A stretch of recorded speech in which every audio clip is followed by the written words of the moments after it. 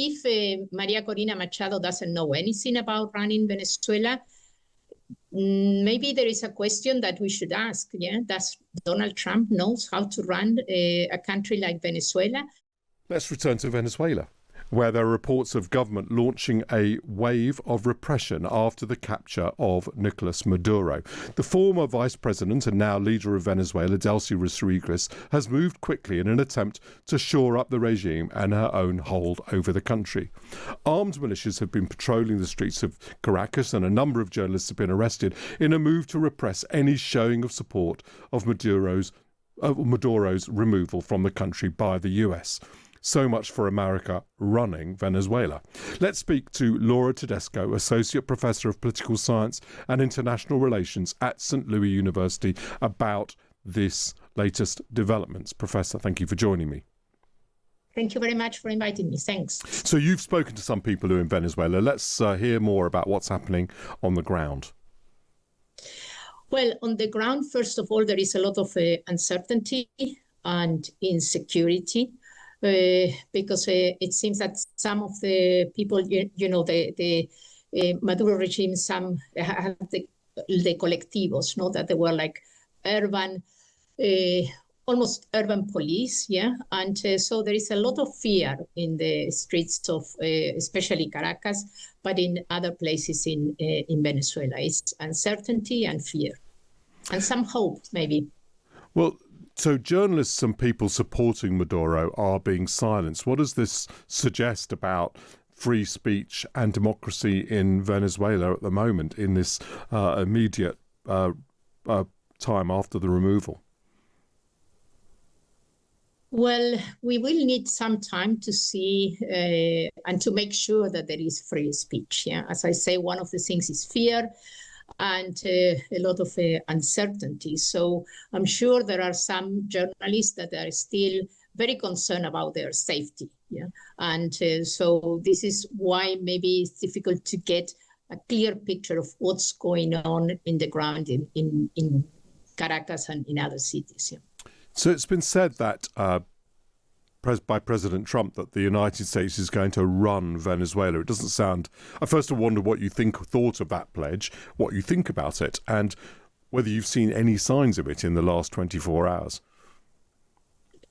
I think this was a bad surprise, yeah, after the getting rid of Maduro, that having Delcy Rodriguez, the vice president, as running the country, because there were elections in Venezuela, and so we do have someone who won the elections, yeah, and we also have María Corina Machado, and so this was a very bad outcome, which was also unexpected. Yeah, if you get rid of the dictatorship, you cannot still have someone who was the vice president of the dictatorship ruling the country.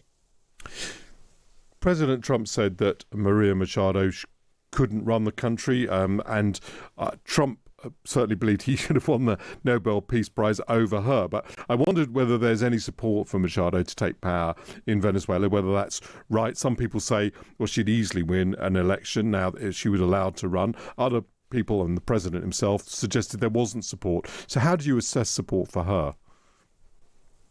Well, I think that the support that she has can be related, yeah, to the recent elections, right? Because after all, it was her candidate who won the elections, right?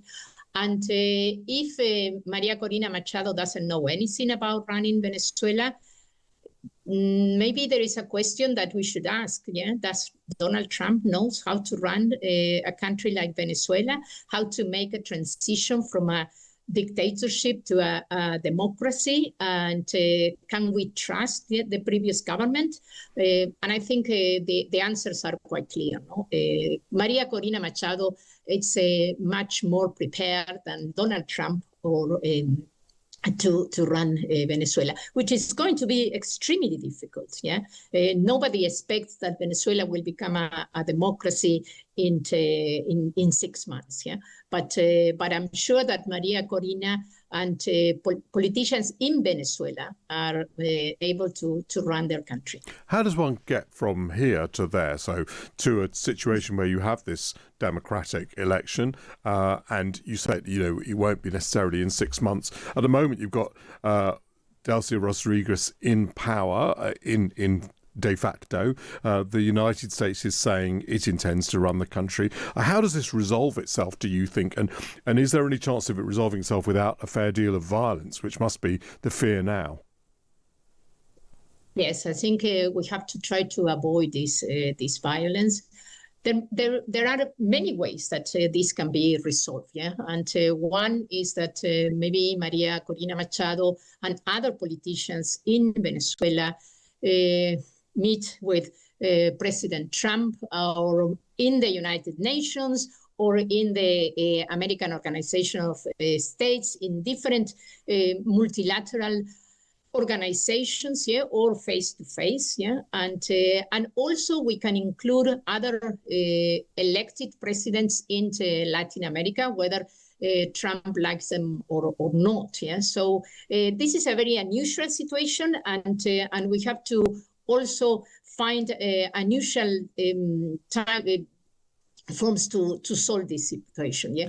But I'm sure that politicians in Venezuela, right, and also some of them who are abroad, yeah, should be involved more than Donald Trump. We think a little bit what he did, yeah, but we don't want an American government in any country in Latin America. Well, Professor Laura Tedesco, Associate Professor of Political Science and International Relations at St. Louis University, thank you so much for joining me.